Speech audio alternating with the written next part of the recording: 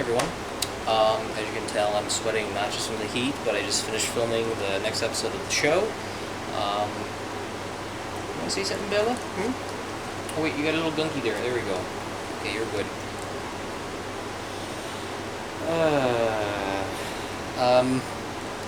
Let's talk about this movie.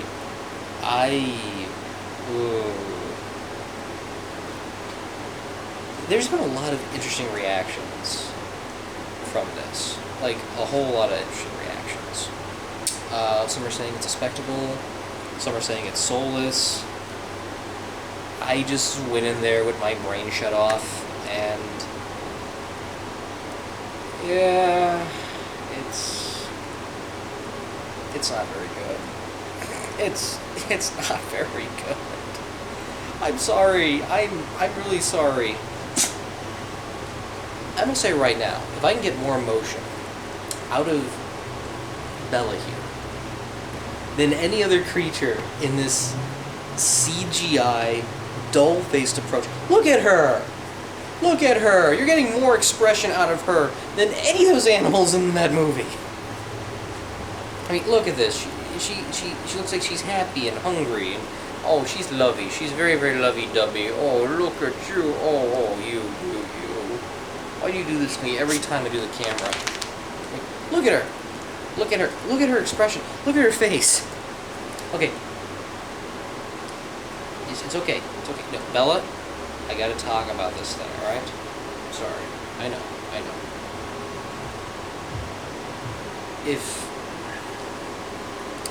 Look at this. Look at this. You can get more expression out of this instead of this hour and 40 to 50 minute CGI fest of dull faces, lackluster performances, save for one or two. It's okay. Jon Favreau did the Jungle Book, and I remember seeing that in theaters, and I was fine with that. I was honestly fine with that. At least it changed things around, and in terms of the motion capture that they did, at best, the CGI performances weren't that bad. They had this personification to them that at least made them lively and cartoony, and it matched the voice acting. Like Bill Murray's Baloo and Christopher Walken as the orangutan at the end there, the Ickapopotamus, I think it's called. Please correct me if I'm wrong. I just can't remember for the life of me off the top of my head. This feature film goes for more of a shot-for-shot remake. And what really annoys me is I saw a behind-the-scenes documentary on Tuesday with Jon Favreau in the cast and everything, and I remember him mentioning that he had a checklist of his favorite scenes and favorite moments from the film, and he didn't look at the movie and just went by the whole checklist. I'm a little curious to know if there was some kind of executive thing going on saying, oh, don't make it too risky, because everybody knows this movie. Even then, there are some things in this remake that at best are new, but they're so blink and miss that it wouldn't even matter if the movie, you could just cut them out and you'd still get the same ABB story. Oh, look at her. I'm sorry, I'm just trying to do what I can here. I'm trying to talk about this bizarreness. I just don't know where to begin with this movie. I didn't want to say this. I didn't want to admit it. Let me move the camera here. There we go. I don't want to admit it. I don't want to say this. But the entire experience of watching this new version of Lion King was just boring. It was so dull. There were moments I was purely zoning out. I just kept thinking, please, wake me up. I need something here. But the whole story was just so beat by beat by beat that I just sort of sat there going, I really don't care. Where are the risks? Where are the things that you were going to change around? I wouldn't even mind if the story was altered that much, but because it sticks to its formula so close, aside from extending like an extra minute or two to certain scenes, I just sat there bored out of my mind. I was just sitting there going, what are we all doing here watching this when we could be home watching the original? And I already said my 2 cents on the whole Disney remake, reboot, retread back in my Aladdin video. I know why they're doing it. Because they're trying to live up to the old phrase of reissuing their movies every 7 years or so, or at the best trying to do something different with them. Either because of today's culture, or simply because they're trying to get a new version out there for A, money purposes, and B, because, hey, they're interested in this, so hey, maybe they're interested in doing this kind of thing. Which is a shame, because early in the year we had Dumbo, and that changed a good bulk of the stuff around. It didn't fully work, but in hindsight, it was an interesting of a train wreck because of how crazy it went in certain aspects. It follows the story closely for like the first 40 minutes, and then it just turns into this whole other thing where it's like this anti-corporate message, which was just really weird. And then it becomes a towering inferno for like the last 20 or 15 minutes of the movie. At least with Aladdin, I can give it more respect. I liked it. I still enjoy that movie. I thought it was a lot of fun. But I can give it at least a little bit more respect, because at least it was similar to the story, but at least it was doing different things. It was sort of giving it its own identity, its own selfness. It wasn't going too close to the story, and at least it was doing different things that altered the plot but didn't derive it from the original source. This is just, what if you took the original master footage, scanned it to the computer, and just digitally animated all over it? What else can I say from it? Are there things I liked about it? Yeah, but they're just so small and few in between. I like the idea that it's trying to be more culturally diverse. Why did I say device for a second? Oh yeah, because it's hot outside, and I'm thirsty. Maybe you should get yourself a glass of water! I'm trying to do this so I can do some errands later on. Now away with you. You know the audience cares about you! Yes, I know they do, but I'm trying to get this out of the way first. Oh man, I'm so manic today. I like the idea that they have at least this more diverse cast, with a couple of returning exceptions and some additional exceptions, like James Earl Jones, because of course James Earl Jones, because he was Mufasa. But even then, you could just hire someone else, and they could have either that similar delivery or give like a different spin for the character. Simba's Simba. Scar is not even as evil or divisive. He's more of a, I guess, more of like a cunning, manipulative perception. In the original, he was Jeremy Irons. He had this more flamboyant personality, which was a little interesting to his character. He was like, life is not fair, but I want my hands on the crown. They did expand on a couple of characters here and there, like Simba's mother, played by Alfie Woodard. I was okay with that addition, even though it didn't really leave much of an impact. But I always like Alfie Woodard no matter what she's in. I mean, she was great in First Contact, Star Trek First Contact. And then there was Beyonce as Nala was alright. I don't have really too much qualms with the casting. I thought they were fine. But the performance and the energy, I didn't feel like it was fully there for some reason. I just felt like they were there just to read these lines and be as they are. I mean, there was emotion to it.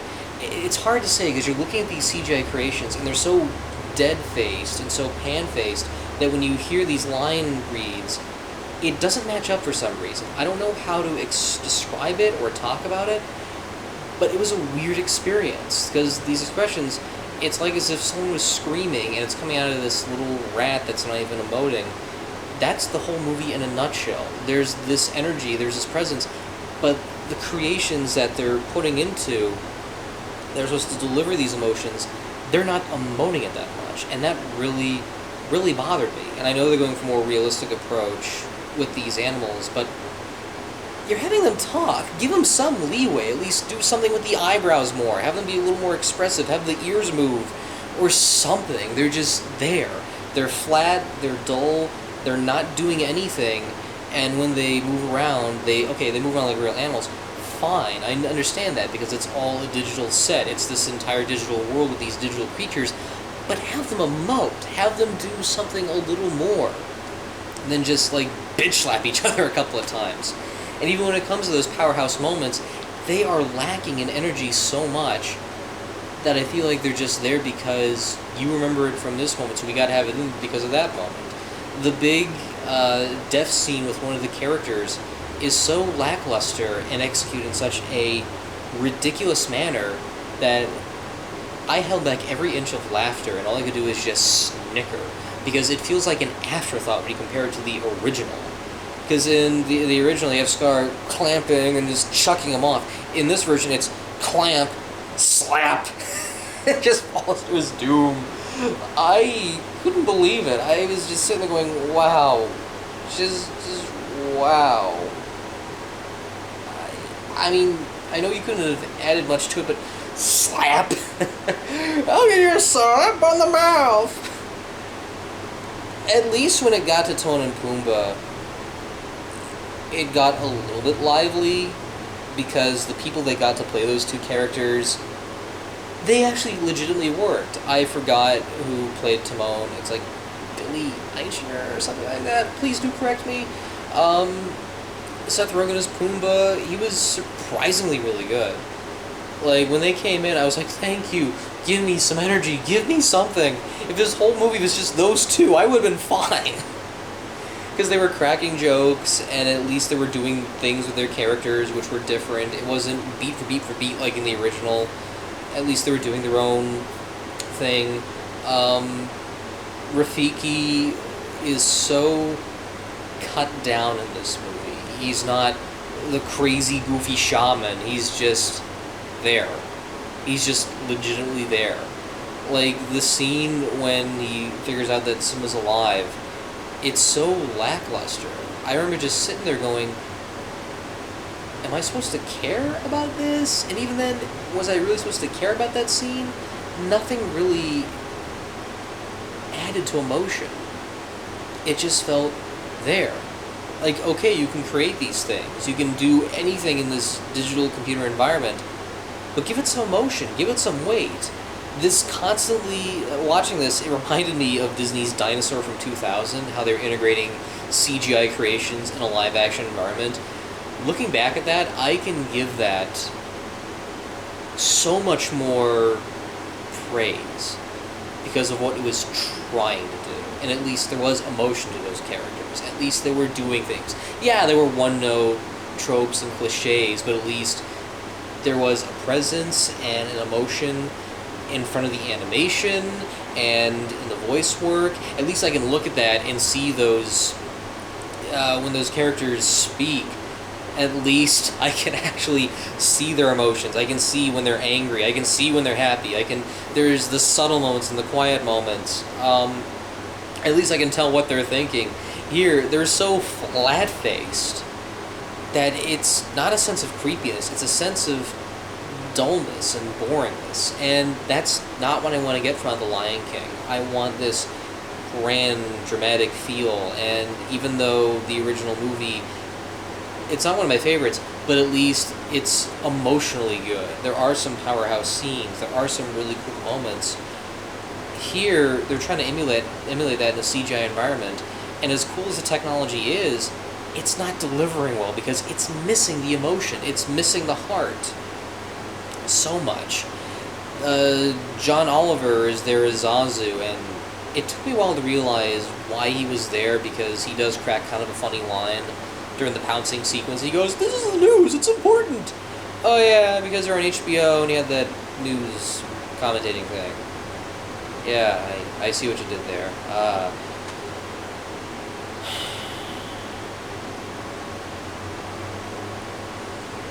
The musical sequences, aside from maybe... Oh no, I have to throw Hakuna Matata under the bus, because the entire time they're just walking around and singing these songs. They're not choreographed well. There's no flair. There's no energy. Can You Feel the Love Tonight is done in the daytime. Whoops! Well, then again, that original song was done during that song was being executed like when it was like the sun was setting, so I can give at least a little bit of leeway to that one. I Can't Just Wait to Be King. They're just wandering around during this water hole trying to escape from Zazu. Be Prepared is like 2 minutes and it's gone. Hakuna Matata, same thing. They're just walking around in this paradise environment with all these other animals. Ooh, I love it. What should we do? You could have done so much more with that. Like, so much more. And that's, like, there for, like, a couple of extra scenes. When Simba goes and meets up with Timon and Pumbaa, they go to that little hilly paradise thingy, and there's other animals there. I'll give it some credit that at least they're trying to play around with that. But even then, it doesn't emote too much. Wouldn't it be so cool if those characters came back at the end and have the big confrontation with Scar, and they were fighting the hyenas and everything? Like, all the antelope headbutting him and stuff. Oh, but they don't. They come back near the end when Simba becomes king and stuff. This whole movie feels like an afterthought, but it's such a boring afterthought. Even I was chatting with Matt, and we were just on the same page. I was fighting to stay awake during this whole thing. I really was, because I kept thinking, okay, I gotta give this the benefit of a doubt, because I know it's gonna make tons of money. I know people are gonna be watching this. They're probably gonna say, oh, it's gorgeous, it looks great! I just sat there, and I just kept thinking, something's wrong. I don't know if it's me or the movie, but when you have all these characters with these dead-eyed expressions throughout the whole thing, even when they're singing, something is just not right.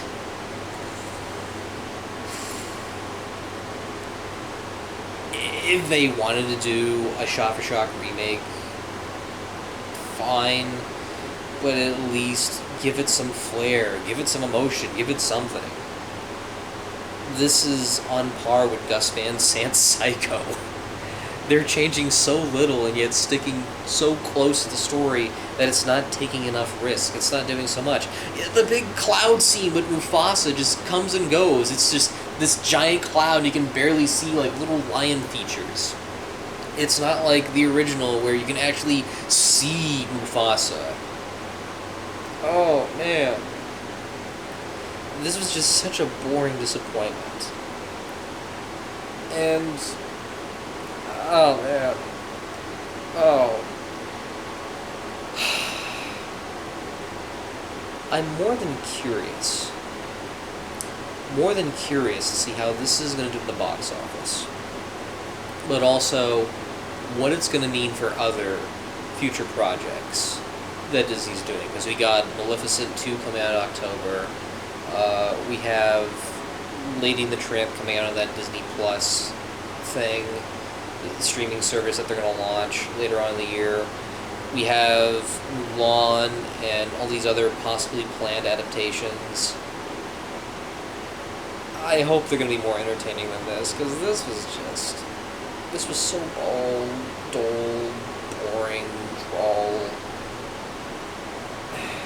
If you want a shot-for-shot remake that doesn't take risks or liberties, you'll probably be fine with it.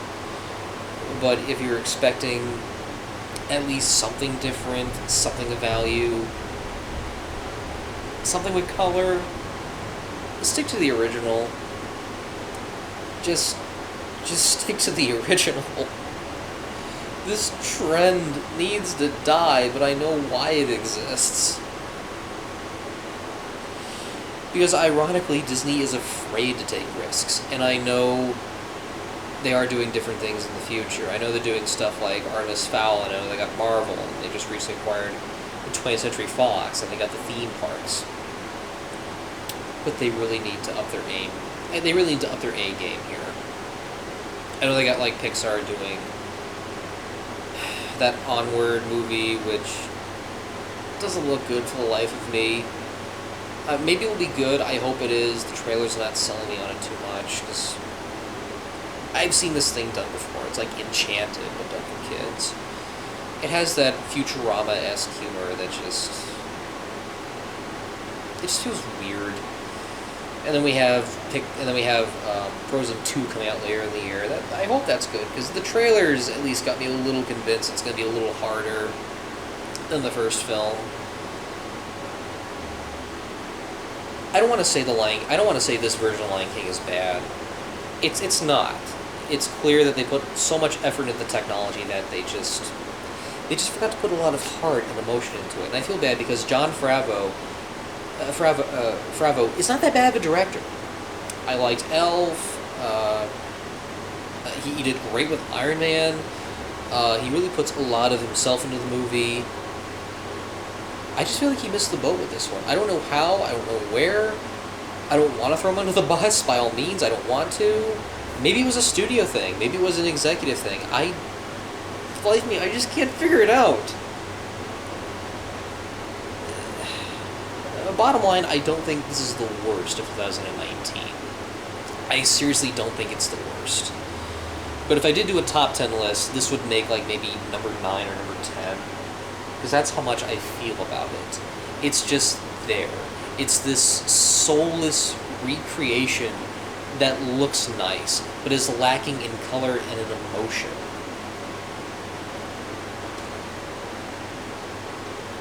That's all I got. This didn't do anything. I feel bad because going into it, I felt like, okay, the trailers are not selling me that much, but maybe it is good. Maybe it is something, because at least with Aladdin, it surprised me. At least it did something different. Here, it's just, no, we're going beat by beat by beat. It's like, you could at least done some things different. And they do change things up a bit, but they're so relatively minor. Like, okay, let's make hyenas the bottom of the food chain. That gives them a reason to join Scar in his quest to rise up. Or, oh, they don't have Scar coming out and saying, yes, I lied the entire time. At least they have them, at least have the characters figure it out near the end. But it doesn't affect the story and the path it's taking that much, or even that drastic. You're better off watching The Lion King and 2000's Dinosaur as a little double feature. That's the best way to just say this thing. Oh, look at her.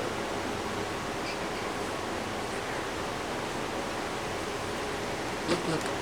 Looky. There. No, go back to sleep. Go back to sleep. It's okay. It's okay. You can go back to sleep. I'm almost done with the video, okay? Almost done. Go. There you go. Go back to sleep. Shh. I'm not going to do the Simba thing where I hold you up because it's not worth it. It's okay. Shh. Yeah, you deserve a nap, don't you?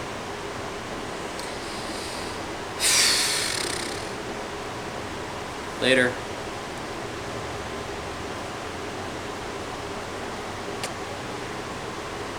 Why couldn't you be Simba?